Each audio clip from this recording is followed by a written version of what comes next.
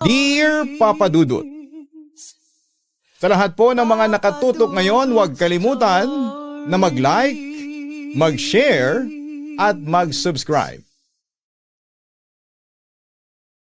Magandang gabi po sa inyong lahat, Papa Dudut, at sa mga nakikinig ngayon.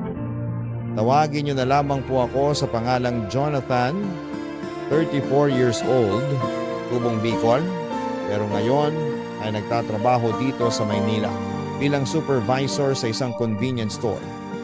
Ilang taon na rin akong tagapakinig ng inyong YouTube channel, Papa Dudut. At ito nga, naisipan ko nang magpadala ng sulat sa inyo para makapagbahagi ng aking sariling kwento. Hindi ito masyadong drama, siguro. Pero sigurado ako na makapag-iiwan ng malaking aral sa mga kastorya na nakikinig ngayon. Second year high school nang maging girlfriend ko si Angelica, Papa Dudut. Siya rin talaga ang masasabi ko na first love ko. Lahat na kasi halos ng katangian na gusto ko sa isang babae ay nasa kanya na. Mabait, matalino at mapagmahal sa mga magulang. Maswerte nga ako kasi kahit na hindi kami pareho ng estado sa buhay ay napansin pa rin niya ako. Marami siyang ibang manliligaw pero ako ang sinagot niya. Kaya lang nang makagraduate kami ng high school ay kinailangan kong lumuwas ng Maynila para magtrabaho. Naging tagabantay ako sa malaking tindahan ng tiyahin ko. At kahit na magkalayo kami ni Angelica ay nagpatuloy pa rin ang relasyon namin, Papa Dudut. Hay, nakakainis ka talaga. Alam mo ba na hintay ako ng hintay sa tawag mo kahapon? Pero hindi ka naman pala tatawag. Ni hindi ka man lang gumawa ng paraan para i-text ako. Napuyat ako, naiinis, na wika ni Angelica habang kausap ko siya sa cellphone. Sorry na talaga. Hindi na mauulit, promise. Next time makakahanap na talaga ako ng pwede kong utangan ng load. Gagawa ako ng paraan para ma-text kita kahit mang-hold up pa ako ng customer namin sa store. Gagawin ko para lang makapag-load ako para sa iyo, pabirong sabi ko. Uy, grabe ka naman yan. Wag na wag mong gagawin yan, darling. Mas mabuti na yung magutom ka na hindi mo ko ma-text o matawagan kesa gumawa ka ng masama sa ibang tao. Kapag talaga tinuloy mo yan, hihiwalayan na kita. Hey, pagbabanta pa niya. Joke lang naman, darling. Siyempre hindi ko gagawin yon. Takot ko lang na makulong, no. Saka alam mo naman na walang maidudulot na maganda ang paggawa ng masama sa kapwa natin. Ang wika ko pa. Ha? Nako, akala ko naman seryoso ka talaga sa sinasabi mo kanina. Basta wag mong gagawin yon, ha. Ayoko magkaroon ng asawang kriminal. Wika pa niya. Kinilig ako sa huling sinabi niya. Asawa. Ibig sabihin, magpapakasal ka na sa akin. Napangiting tanong ko. Oo, pero matagal pa yon. Alam mo naman na kailangan ko pang makapagtapos ng college ko. Pagkatapos noon, ay kailangan ko pang magtrabaho. Tapos, kapag nakabawi na ako kina nanay at tatay, doon lang tayo pwedeng magsimula ng totoong buhay na para sa ating dalawa. Kaya sana'y makapaghintay ka pa, tugon niya. Oo naman, alam mo naman na sana'y akong maghintay. Saka basta para sa'yo, sigurado ako na sulit ang lahat ng paghihintay na gagawin ko, darling. Wika ko. Hindi madali ang long distance relationship, Papa Dudut. Kahit pa nga sabihin na pareho lang naman kaming nasa Pilipinas, ang hirap pa rin nang hindi kami nagkakasama ng personal. Hindi namin nahahawakan o nayayakap si Angelica ang isa't isa. Hindi pa rin uso ang video call noon, kaya hindi rin talaga kami nagkakasama. Hanggang text at tawag lang ang magagawa namin. Kaya naman, sinubok din talaga kami ng mga problema ng panahon na yon. Lalo na kapag hindi ko natatawagan si Angelica dahil iniisip niya na baka may ibang babae na ako sa Maynila. Pero kaagad din naman kaming nagkaayos. Minsan din ay nagkakasakit siya pero wala akong ibang magawa kung hindi ang tawagan siya at sabihin na magpalakas siya. May mga oras na halos gusto na naming sukuan ang isa't isa pero mas matatag ang pagmamahalan namin kaya mas pinili naming ipagpatuloy ang relasyon na nasimulan namin hanggang sa makagraduate na rin si Angelica. At nag-decide siya na lumuwas ng Maynila para dito magtrabaho, Papa Dudut. Ang sweet naman ng darling ko. Dapat ganyan ka pa rin. Kahit totoong mag-asawa na tayo, ha? Nakangiting sabi ni Angelica nang maglagay ako ng kanin at ulam sa plato niya. Oo naman. Araw-araw kitang ipaglalagay ng kanin at ulam sa plato mo. Kahit pa tumanda na tayo at isa na lamang ang ngipin natin sa pagmuya ng mga pagkain na ito. Nakangiting wika ko. Parang ewan to, pero darling, ang sarap siguro ng feeling na yon. Oh, yung feeling na totoong mag-asawa na tayo. Saka may mga anak na kasama. Tapos nagkukulitan dito sa tabi natin. Wika niya. Pwede namang mauna na yung paggawa ng baby. Kung gusto mo, darling, tugon ko. Ikaw pa, hirit ka dyan. Alam mo namang hindi pwedeng. Natatawang hampas niya sa akin. Pero darling, gusto ko kapag kinasal tayo, naka-wedding gown ako ha. Kahit mumurahin lang, basta yung puti ang kulay. Para malinis at elegante tingnan kahit papaano, wika pa niya. Darling, kapag nakaipon na ako, ibibili kita ng pinakamagandang white wedding gown na makikita ko, promise ko yan sa'yo. Ikaw ang magiging pinakamagandang babae. Sa araw ng kasal natin, ang wika ko naman, Papa Dudut. Hindi alam ng mga magulang ni Angelica na nagsasama-sama na kami sa iisang bahay. Ang alam lang ng mga ito ay nagtatrabaho si Angelica sa Maynila at nakatira sa bahay ng isa nitong dating kaklase. Dahil malaki ang tiwala sa kanya ng mga magulang niya, hindi nag-isip ang mga ito ng ibang bagay na pwede niyang gawin.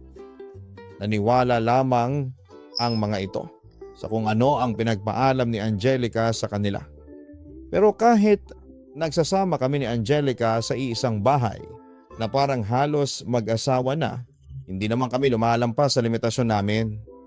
Oo, naglalambingan kami, kagaya ng kiss at yakapan. Pero hanggang doon lamang yon. Hindi kami dumarating sa point noon na may nangyayari na sa aming dalawa.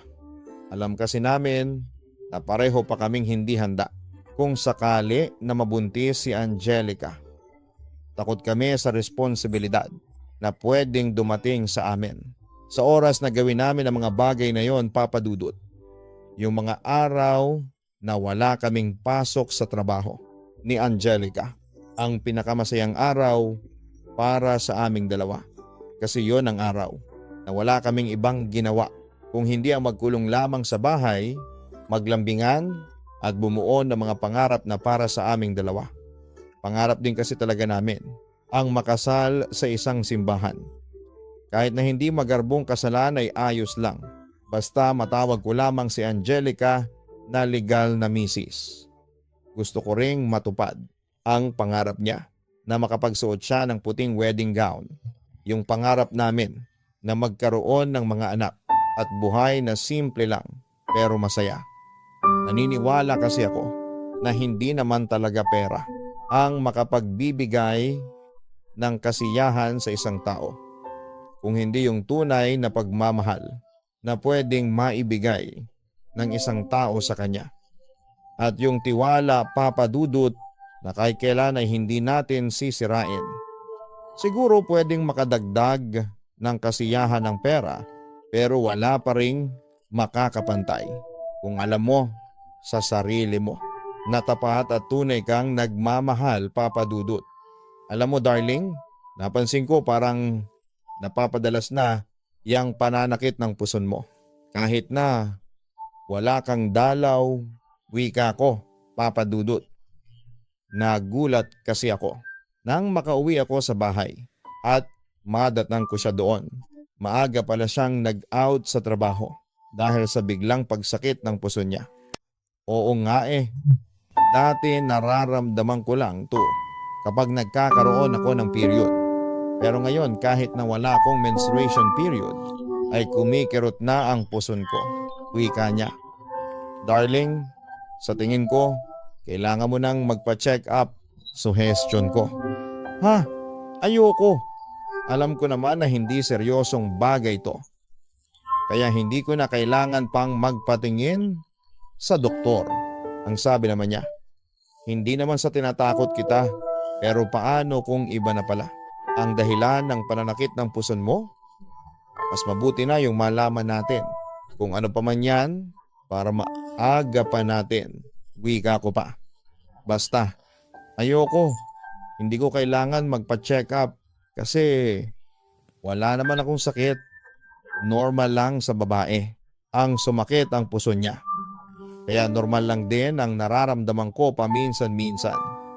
Saka sinabi ko naman kanina na wala na nga akong kahit na anong kakaibang nararamdaman ngayon. Kaya walang dahilan para pumunta pa ako sa doktor. Muling pagtanggi niya, Papa Dudut.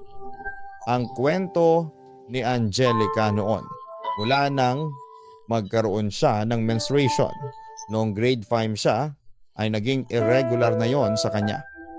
Noong una, kada 3 buwan siyang magkaroon ng dalaw. Hanggang sa may mga oras na nagkakaroon na lamang siya ng 3 beses sa isang taon. Hindi niya yon ginagawang big deal kasi alam niya na may mga babae naman talaga na irregular ang menstruation period nila. Kaya lang syempre habang tumatagal ay lumalala naman ang pagsakit ng puson ni Angelica kahit pa wala siyang dalaw. May mga oras pa nga noon na namimilipit siya sa sakit habang nakahiga siya sa kama namin. Naiyak na siya noon habang nakahawak sa puso niya. Hanggang sa kinahapunan ay naging okay na ang mga pakiramdam niya. Madalas na gano'n ang nangyayari sa bahay. Kaya naman, kinukumbinsi ko na talaga siya na magpa-check up noon. At nang maisipan niyang gawin ang suggestion ko, sinamahan ko na siya na magpa-check up sa isang OB-GYN. At halos maluha siya nang sabihin ng doktor na may nakitang cyst sa ugali niya. Cyst bukol? Hindi po ba cancer yon? Ibig sabihin, may cancer po ba ako? Tanong ni Angelica. Thank God, hindi pa naman ito cancerous. Kaya lang, masyado na nga itong malaki. Kaya iba talaga ang kirot na nararamdaman sa puson mo. Tugon pa ni doktora. Ano pong dapat gawin ni Angelica? Tanong ko. Kailangan niyang sumailalim sa isang surgery para matanggal ang malaking bukol na nasa ovary niya. At kailangang gawin yon sa lalong madaling panahon. Ang wika pa ni doktora. Mamamatay na po ba ako? Naiiyak na tanong pa ni Angelica. Ano naman darling? Tanong ko naman sa kanya. Gusto ko lang malaman ang totoo. Kasi hindi naman lahat ng pasyente namin na may case na kagaya ng sayo ay nakakasurvive at nagiging successful ang surgery, ang wika pa ni doktora. Pero yung 5% po, namamatay po ba sila? Tanong pa ni Angelica. To be honest, hindi sila nakakasurvive dahil nagkaroon ng komplikasyon sa ovary nila pagkatapos ng surgery. Tugon pa ni doktora. Bakit? Mamamatay ako. Mamamatay ako, Jonathan. Paghagulhol pa ni Angelica. Shh, hindi mangyayari yan, Angelica. Magpakatatag ka lang. Magiging maayos ang lahat. Magtiwala lang tayo kina doktora at sa Diyos. Sigurado ako na hindi ka nila pababayaan. Kaya huwag kang panghinaan ng loob. Naniniwala ako na magiging successful ang gagawin nilang surgery sa'yo. Pagyakap ko naman sa kanya, Papa Dudut. Pagkatapos ng pagpapacheck up na ginawa ni Angelica sa ospital, ay naging tahimik siya sa pagbiyahe namin pauwi sa bahay. Kinausap ko siya pero wala siyang imik sa buong biyahe namin. At nang makauwi na kami, niyakap ko siya ng mahigpit at sinabi ko sa kanya na magiging maayos ang lahat sa kanya. Kaya hindi niya kailangan na matakot. Doon na naiyak ang girlfriend ko at sinabi niya na natatakot daw talaga siya sa pwedeng masamang mangyari sa kanya. Natatakot daw siya na mamatay kung sakaling hindi naging maganda ang resulta ng surgery niya. Paano raw ang mga pangarap namin na magpakasal at bumuo ng pamilya kung sakali na mamatay siya at kung maging maayos naman ang surgery niya pero tuluyan na siyang mawala ng kakayahan na mabigyan ako ng anak. Tinanong niya kung iiwanan ko na raw ba siya dahil doon. Siyempre sinabi ko na kahit kailan ay hindi mangyayari yon. Hindi siya mamamatay. At kahit na anong mangyari ay hindi ko siya iiwanan dahil hindi darating ang araw na mawawala ang pagmamahal ko para sa kanya, Papa Dudut. Pinaalam na namin sa mga magulang ni Angelica ang tungkol sa kondisyon niya. Sinabi na rin namin na kailangan niyang maoperahan sa lalong madaling panahon. Kaagad namang lumuwas ang mga magulang ni Angelica. At nang makarating ang mga ito sa Maynila ay doon namin pinagtapat sa kanila na nagsasama na kami sa iisang bahay. Pero sinabi ko sa kanila na sa mahigit 2 taon na nagsasama kami ni Angelica ay binigay ko ang lahat ng pagmamahal at respeto sa kanya. At kahit kailan ay hindi kami lumampas sa limitasyon namin bilang mag-boyfriend at girlfriend. Akala ko talaga nung una ay magagalit sa akin ang mga magulang ni Angelica. Pero sa huli, Papa Dudut, ay nagpasalamat pa rin sila kasi inalagaan ko ang anak nila at nirespeto. Nagpasalamat din ako sa kanila kasi tinanggap nila ako bilang boyfriend ni Angelica. Pagkatapos ng pag-uusap namin na yon ay kaagad na in schedule at isinagawa ang surgery na kailangan ni Angelica, Papa Dudut. Alam mo, sa totoo lang ay hindi na namin alam ng asawa ko kung paano ka namin pasasalamatan. Wika ng nanay ni Angelica. Hindi niyo naman po kailangang gawin yon, tita. Ang wika ko naman. Pero napakalaki ng naging tulong mo sa amin, lalo na sa anak kong si Angelica. Tinulungan mo kami sa mga gastusin. Tapos halos dito ka na sa ospital tumira para lamang mabantayan at maalagaan siya. Dito ka dumidiretso mula sa trabaho mo. Tapos uuwi ka lang saglit sa apartment para magpalit ng damit mo. Ang laki ng sakripisyo na ibinibigay mo para sa anak namin, Jonathan, ang sabi niya. Ginawa ko lang po ang responsibilidad ko bilang boyfriend ni Angelica, ang sabi ko naman. Ayun na nga kung hindi ka kasama ng anak ko, malamang hanggang ngayon, pinoproblema pa rin namin ang asawa ko ang mga gastusin at pagbabantay kay Angelica. Saka salamat din kasi ikaw pa lang naging kasama niya sa lahat ng naging check-up at test na ginawa sa kanya bago ang surgery, sabi pa ng nanay ni Angelica. Opo, hindi ko po talaga siya hinayaang mag-isa. Alam ko po kasi na iyakin at medyo mahina ang loob ni Angelica.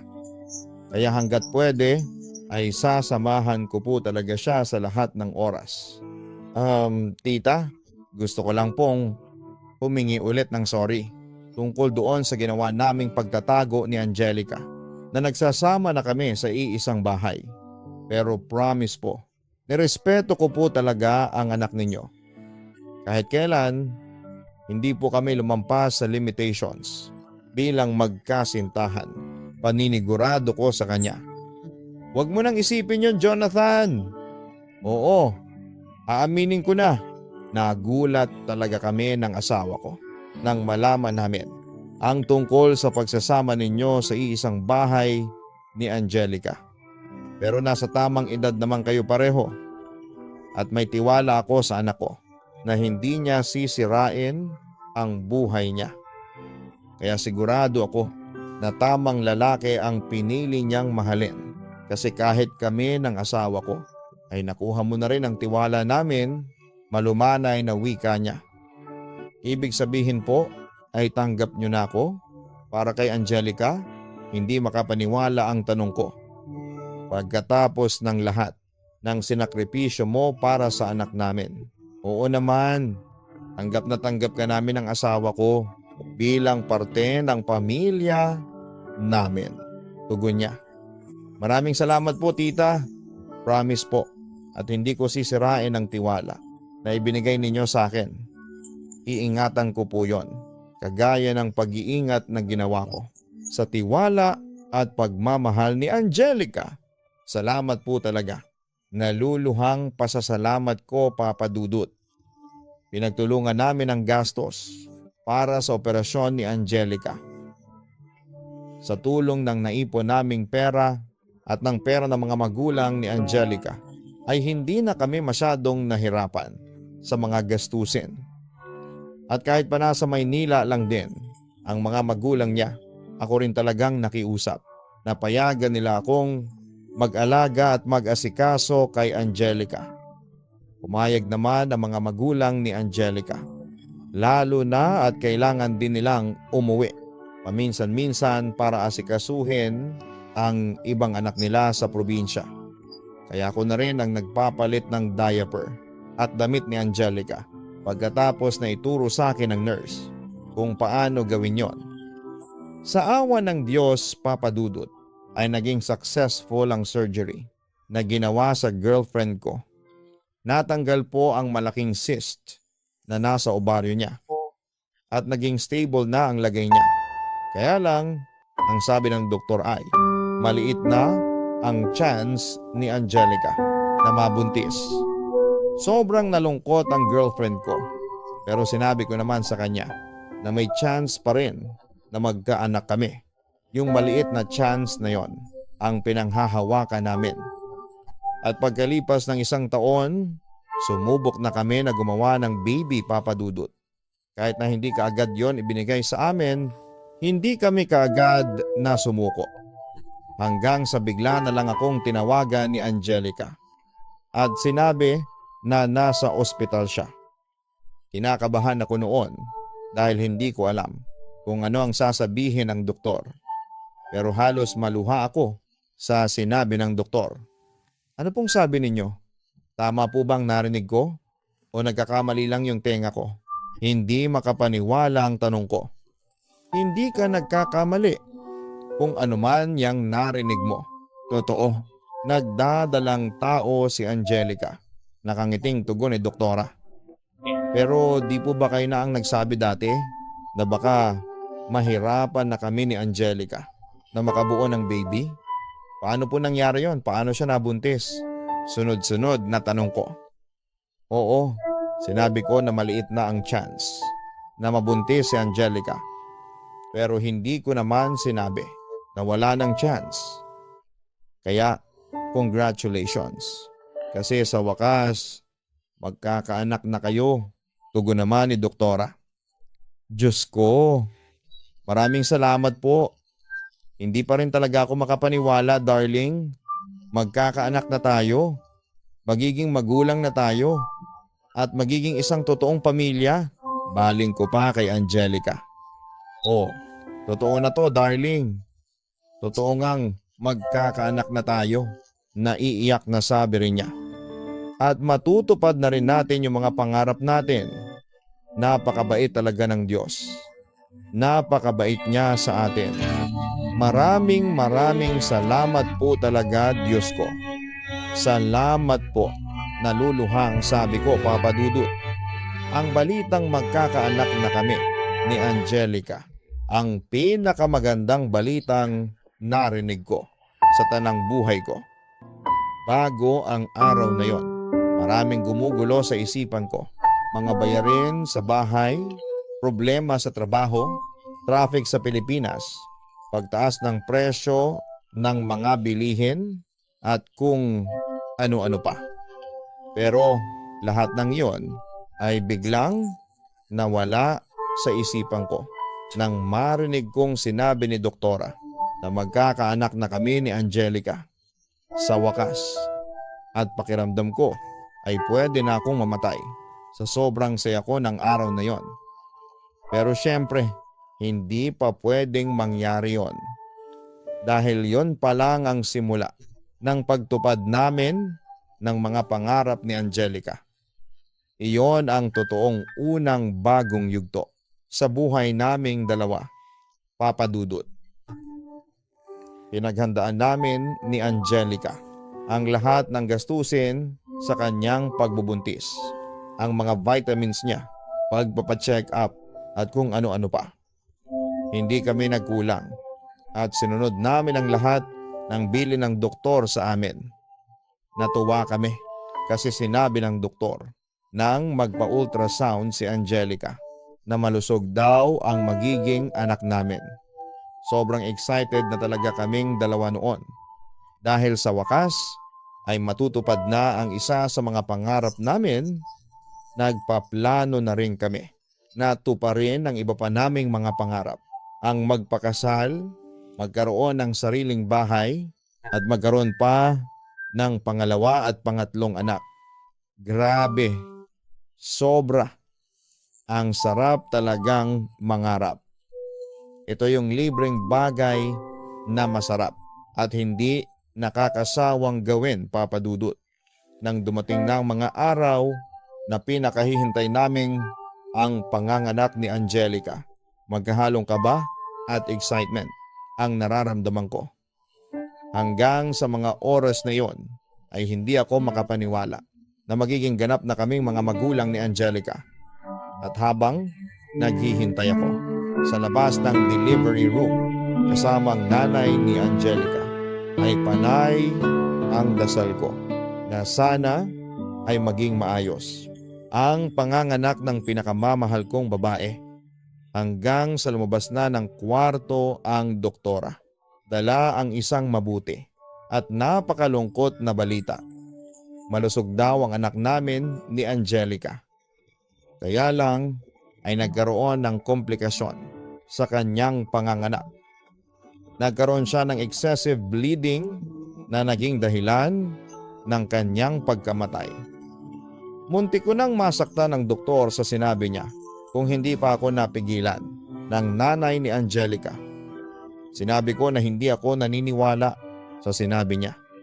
Nagwala ako sa galit hanggang sa mapaluhod na lamang at umiyak.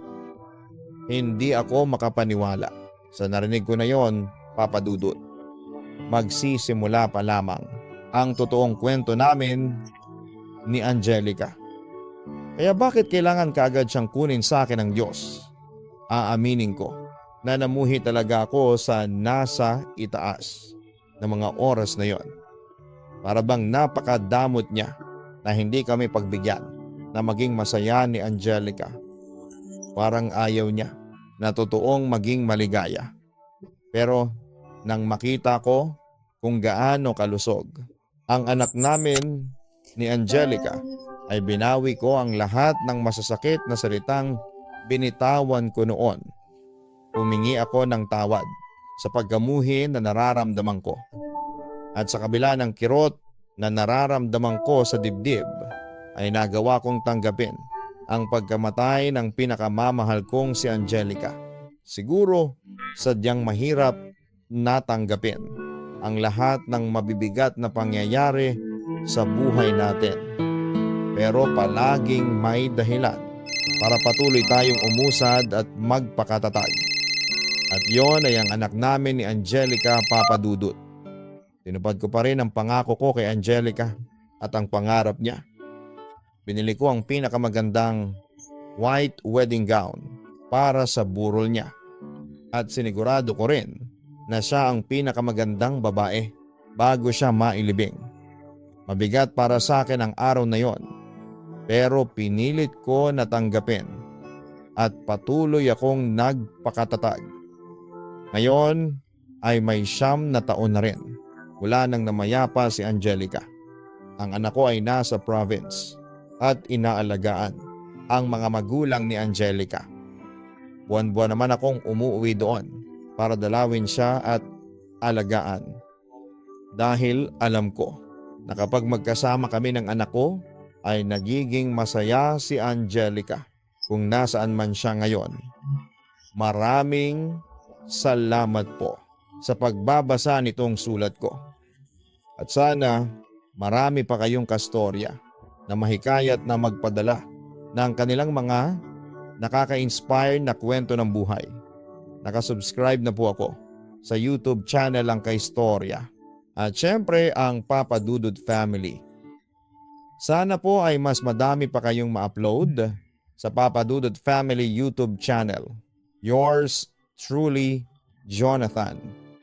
Maraming salamat, Jonathan, sa pagsulat mo dito sa aking YouTube channel. Totoong mabigat itong pinagdaraanan mo dahil hindi madali ang mawala ng minamahal sa buhay. Pero humahanga ako sa pagpapakatatag na ginagawa mo magpahanggang ngayon para sa sarili mo at para sa anak ninyo ni Angelica.